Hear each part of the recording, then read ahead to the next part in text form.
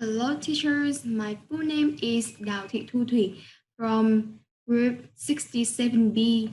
Well, today I'm gonna to present about the ABCs of assessment. In this topic, there are four smaller topics. There are four smaller topics. The first topic is a purpose of assessment.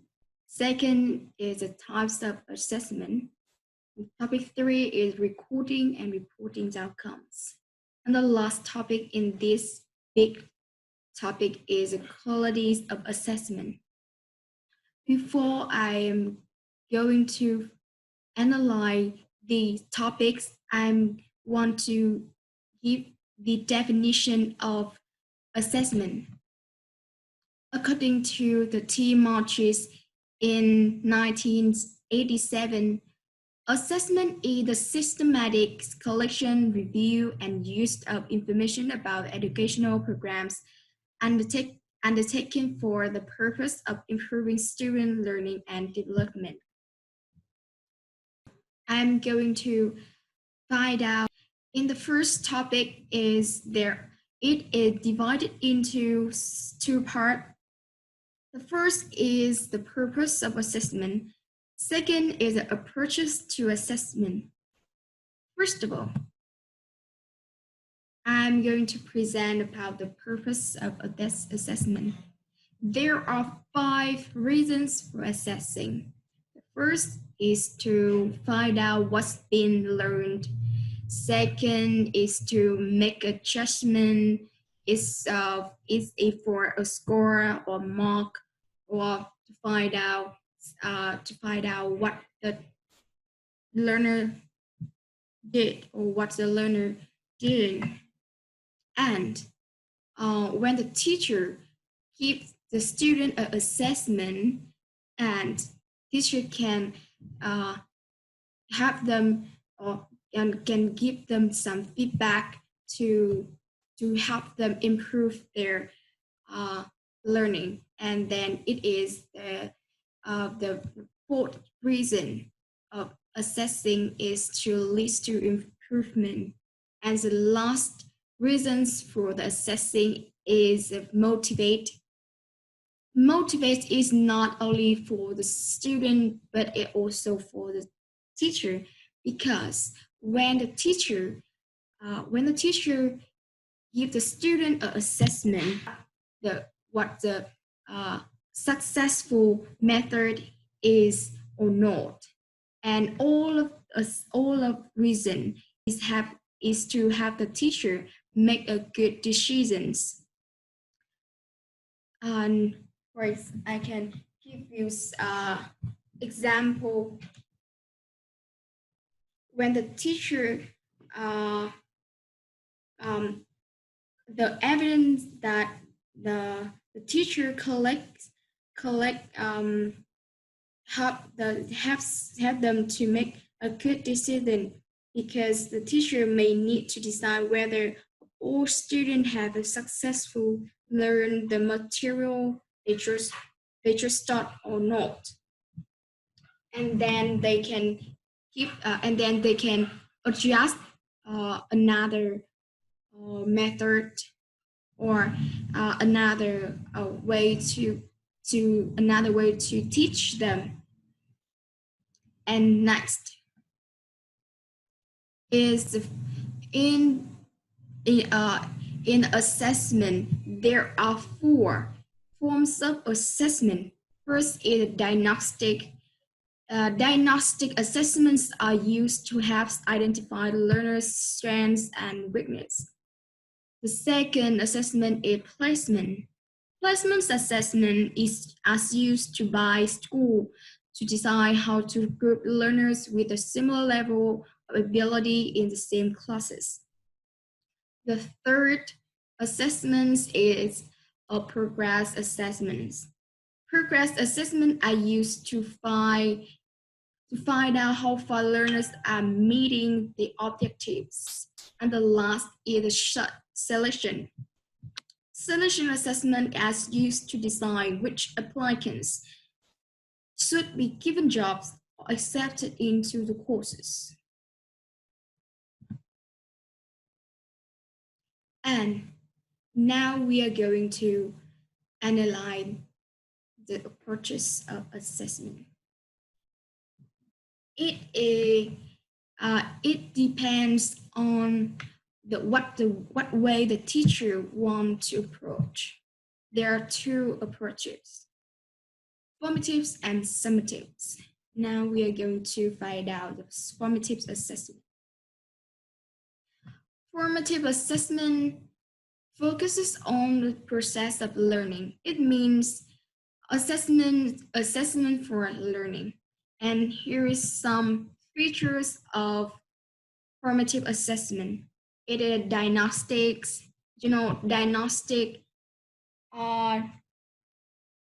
diagnostic issue to identify the strength and the strengths and weakness of the student. And formative assessment is always ongoing because during the lesson or during the course, formative assessment always occur.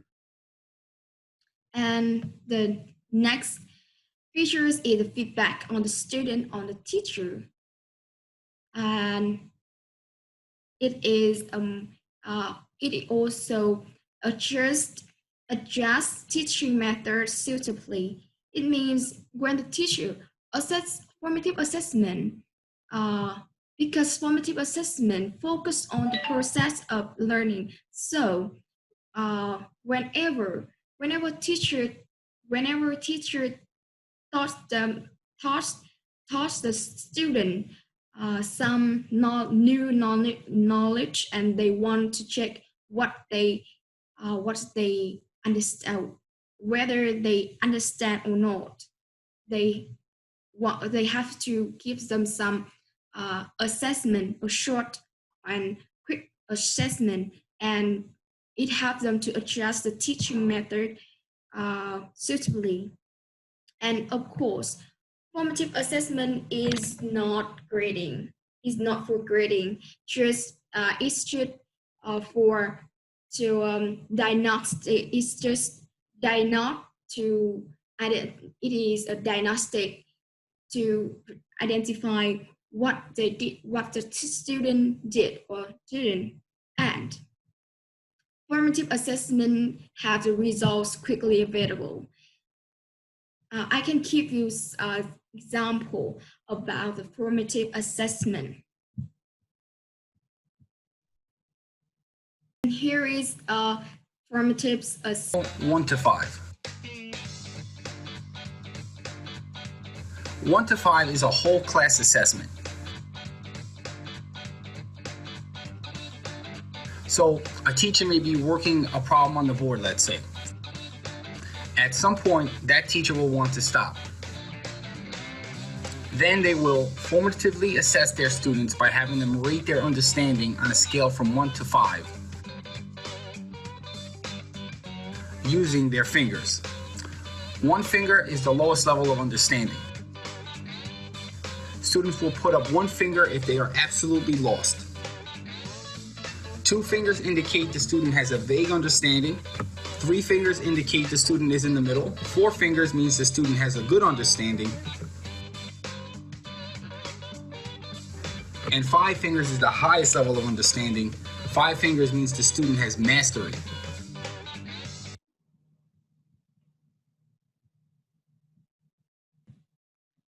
So it is an example of formative assessment, and in this video, in that video, they give the 1 to 5 fingers, and it's just for assess whether the student understand or not. And when the teacher know that, and they can easily to adjust their teaching method, and the result is very quick and available.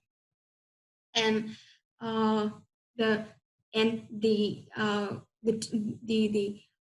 process is always ongoing.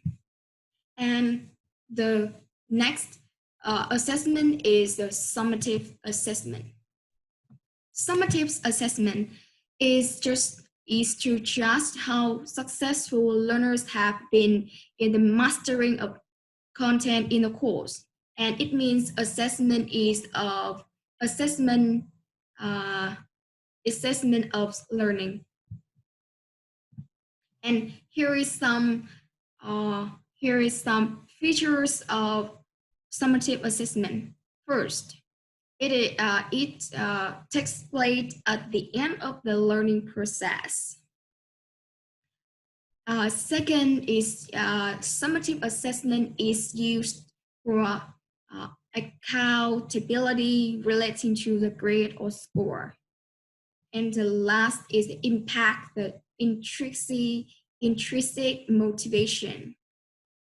And in the screen and here there are several of summative assessment is a standard test and final test, and and summative assessment is focused on the score or grade, and it is different, and so it depend on the approach or the way the teacher want to approach, and they can choose a formative assessment or summative assessment. But I see that almost teacher chooses formative assessment.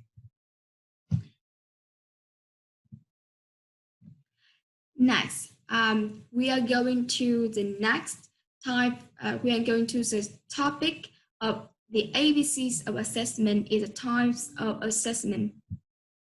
Types of assessment is also two parts. The first part is assessment tasks, and the second is assessment task classifications. First, assessment task. There are three a set of common features. The first is instruction. Instruction is guidances to have learner what to do. It means it is like is to have them look at the paper or look at the title, and they read and they have to understand what to do. It is instruction. And the second is the input.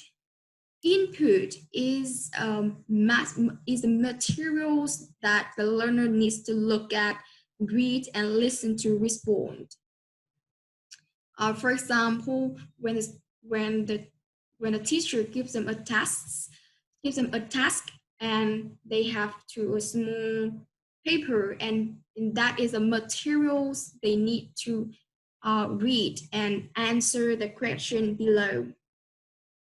And the last is the last features is expected responses. Expected responses means what the learners is expected to do in the response to input to demonstrate his or her language ability. It means when the teacher gives them a task and they read instruction and they read the input, and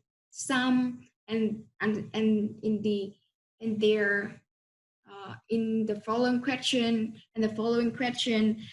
there are the answers. So the teacher expect a student can, or expect the learner can do or can respond their question to demonstrate her or his language ability. And the second is assessment task specifications. Specification is very important to have a shared terminology for describing assessment tasks because it helps teachers to develop assessment task specification. And what is specifications? Specifications are the documents that work like the recipes for producing a set of assessments. And for example, when uh, when a, when a um, when a test when a teacher want to create assessment or test, and they need to searching for the specification to realize that what they need in her or his test. And tasks are all written based on the same specification. We probably all require the learner to use the similar skills and will probably be of a similar level of difficulties. And the last is describing instructions, input, and expected response can help us to prepare for specification. And here is some specification for the test, for the writing test, and it can help you to understand clearly about the specification. Yes, they have general information for for the test specifications for the writing test. They have more the specification is a general information, the description of each stage, and in the next the next is the input, and they have a expected output, and the next and the last is a sample of instruction and items and some requirement of writing. And the topic 3 is about recording and reporting outcomes. And in this topic, there are 2 parts. The first part is systems for the recording adjustments, and the second is assessments feedback.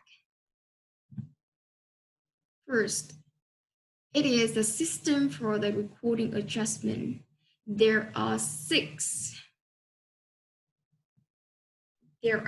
systems. First is a mark or a score. It is about percentage of points.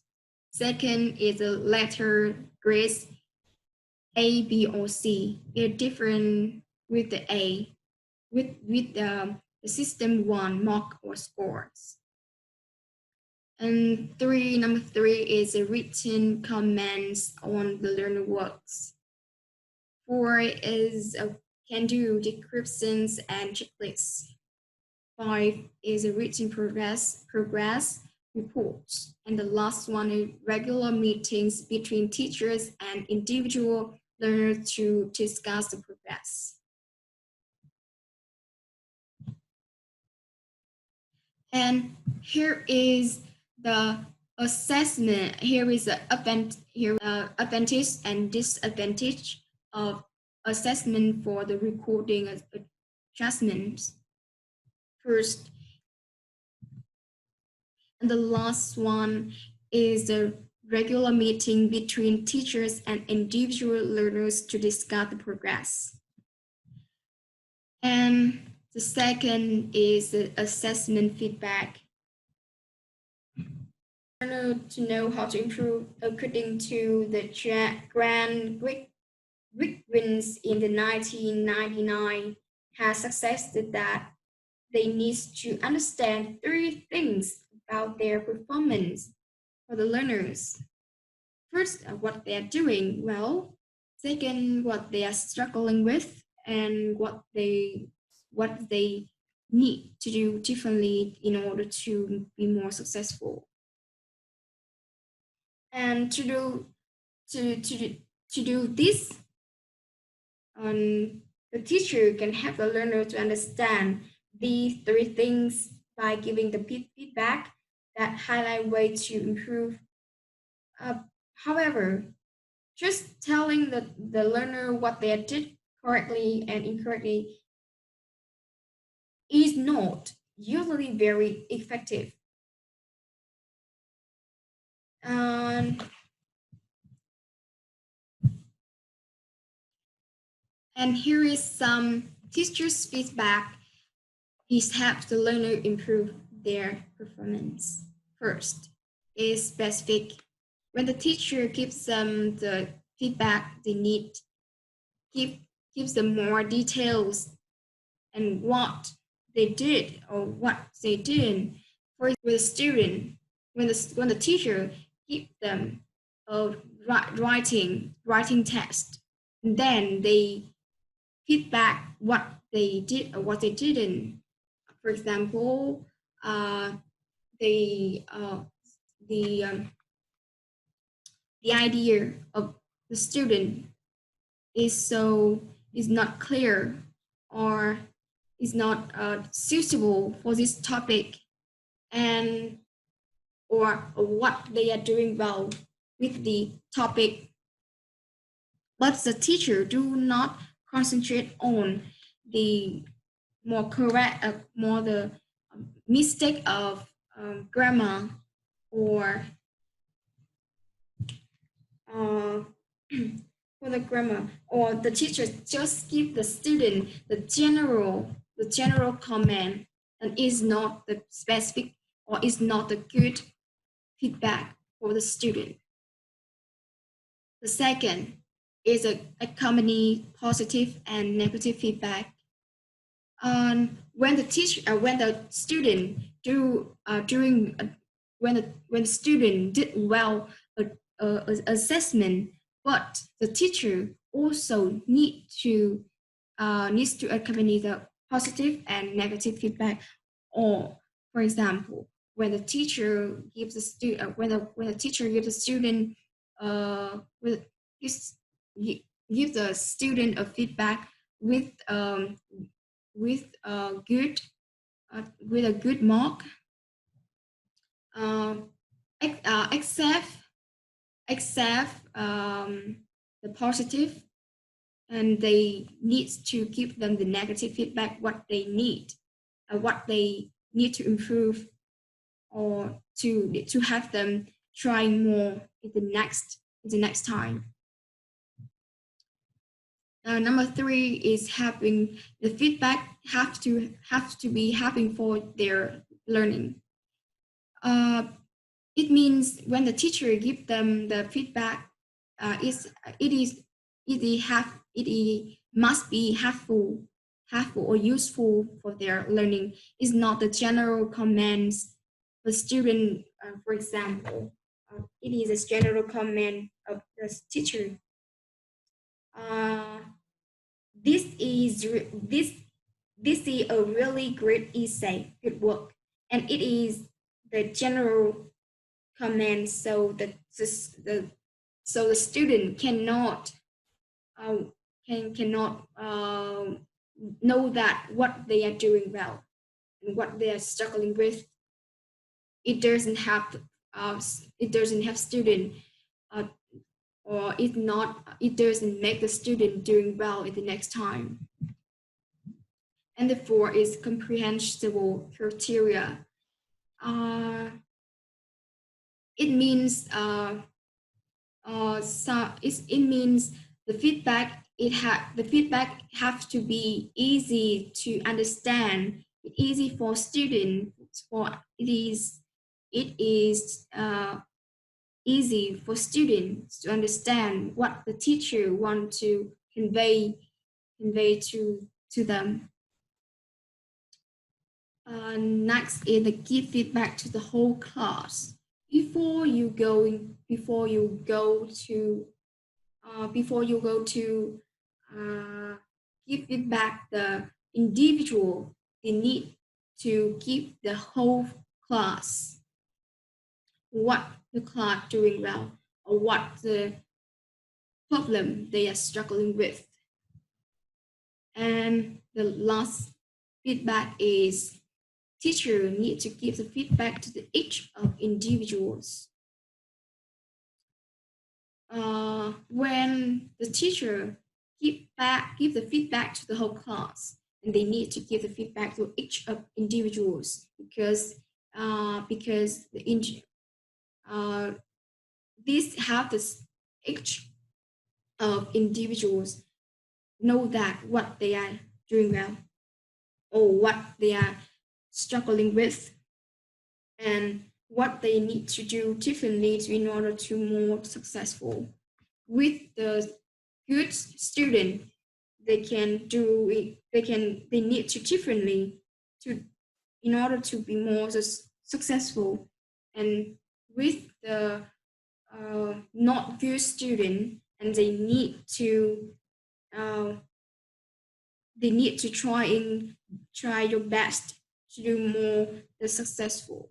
So give the feedback to each of individuals. It is important to students, and it really help the student.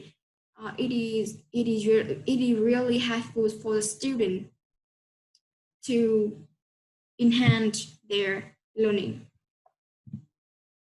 And the last topic today is the qualities of assessment. In this part, it also two parts. The first is assess essential qualities of a good assessment, and the second is practical steps make assessment better.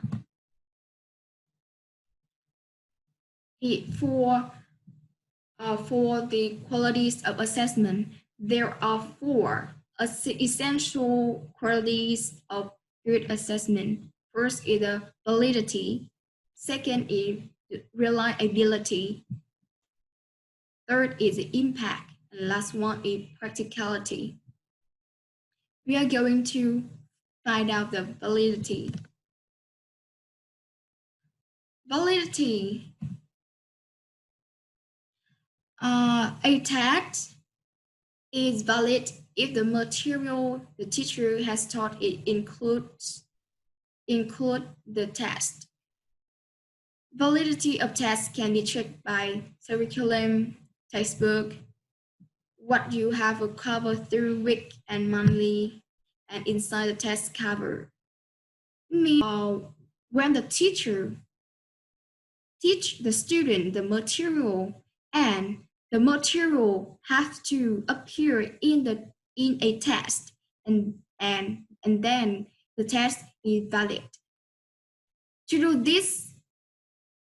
check the progress, the teacher can check in a curriculum, textbook, what you have covered through the weekly and monthly, and can check inside test cover the materials they taught. And here is an example of validity. Look at this question. Julia A is. Julia was or C will be the first woman in the Prime Minister of Australia. It is supposed to test the knowledge of tenses. But I think you need to know about Australia to answer. So, this question to concentrate on the tenses, but Prime Minister of Australia. So the question is not valid, and the question is not valid. Next is reliability. A test is more reliable if it is always kept under the same condition. The question and the instruction are clear and unambiguous.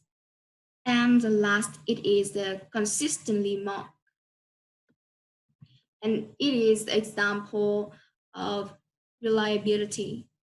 My daughter was given an F grade by one teacher for her assessment, and she was upset, so I showed her work to another teacher of the same year group.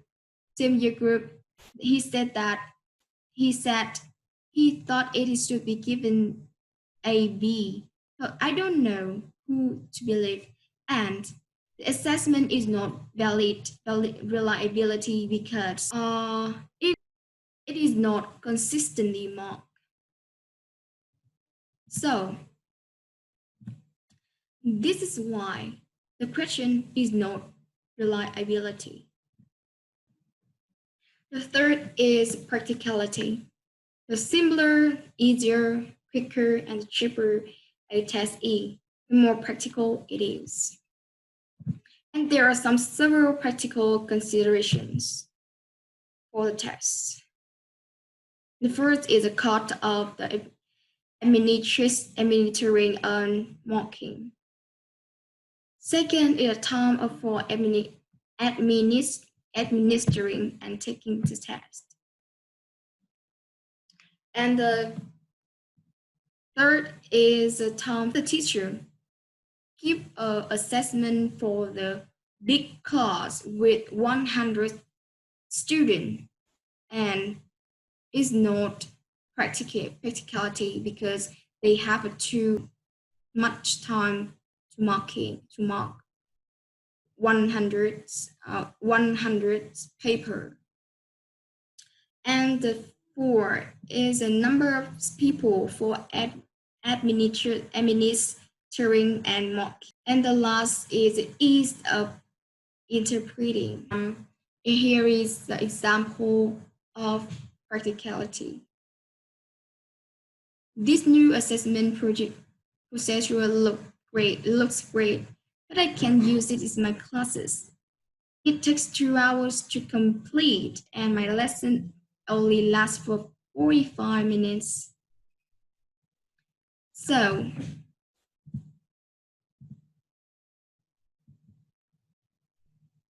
it is the question. It is not practical for the time because the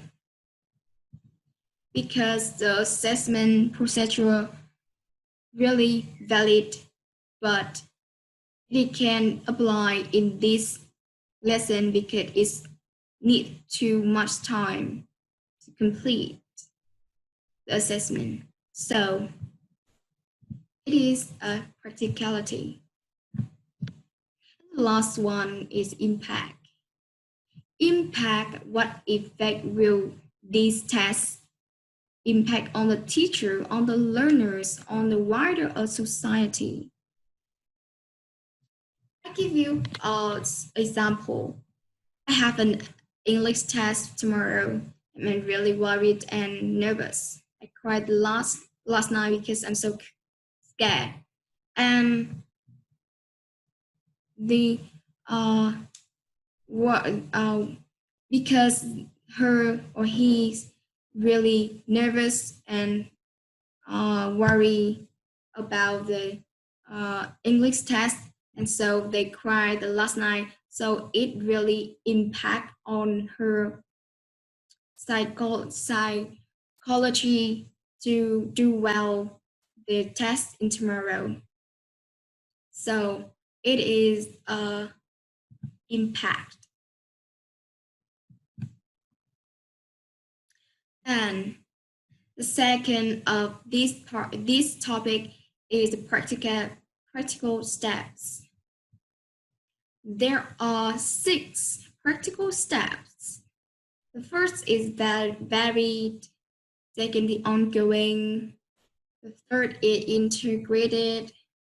Fourth is collaborative. Fifth is the evidence. Last is systematic. And here is my presentation about the ABCs of assessment. And thank you so much for listening.